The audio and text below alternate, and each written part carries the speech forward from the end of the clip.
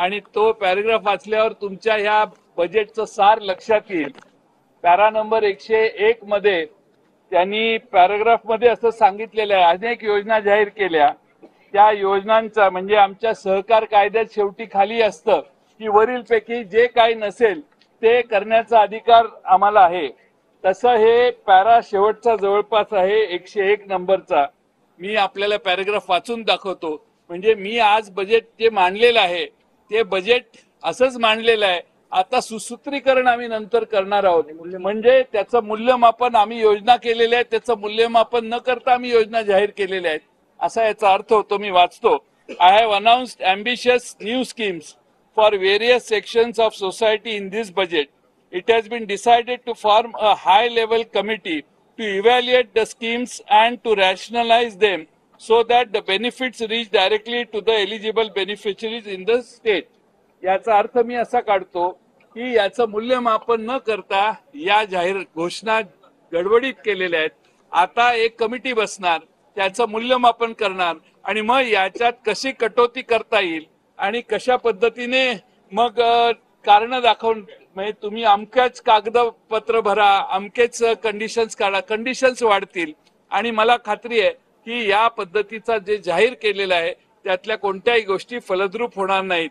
महाराष्ट्रातल्या जनतेला काही दिलासा देण्याचा प्रयत्न यातनं जो केलेला आहे तो महाराष्ट्रातल्या जनतेची निव्वळ फसवणूक आहे।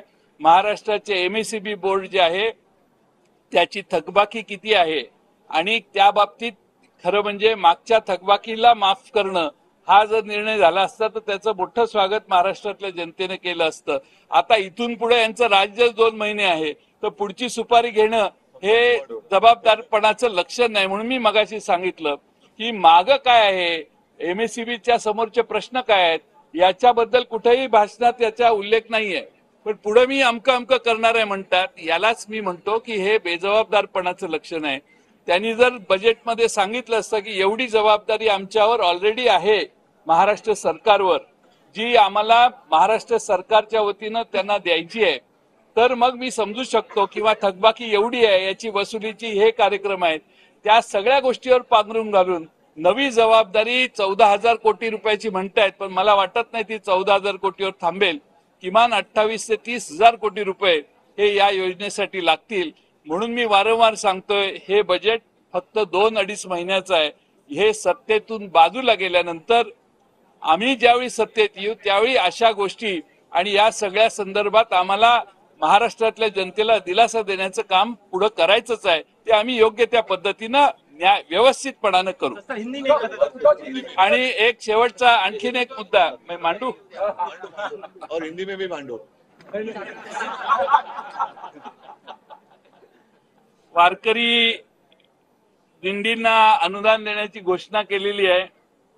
छत्रपती शिवाजी महाराजांनी देखील तुकोबारायांना नजराना पाठवलेला होता, त्यावेळी तुकोबारायांनी स्पर्श न करता तो परत पाठवला, त्यांचे आभार मानले। पण ही वारी महाराष्ट्रातली जी दिंडी निघते ती जागोजागी लोक भाविक स्वतः उत्स्फूर्तपणाने स्वखर्चाने येतात आणि तल्लीन होऊन त्या वारीमध्ये सहभागी होतात। जागोजागी लोक त्या ठिकाणी त्यांना अनेक ठिकाणी अन्नछत्र किंवा अन्नदात्यांच्याकडून अन्नदान केलं जातं। त्यामुळं 20,000ची मदत आवश्यक नाहीये, नको असं प्रशांत महाराज मोरे यांनी ऑलरेडी म्हटलंय, अनेकांनी म्हटलेलं आहे आणि त्यामुळे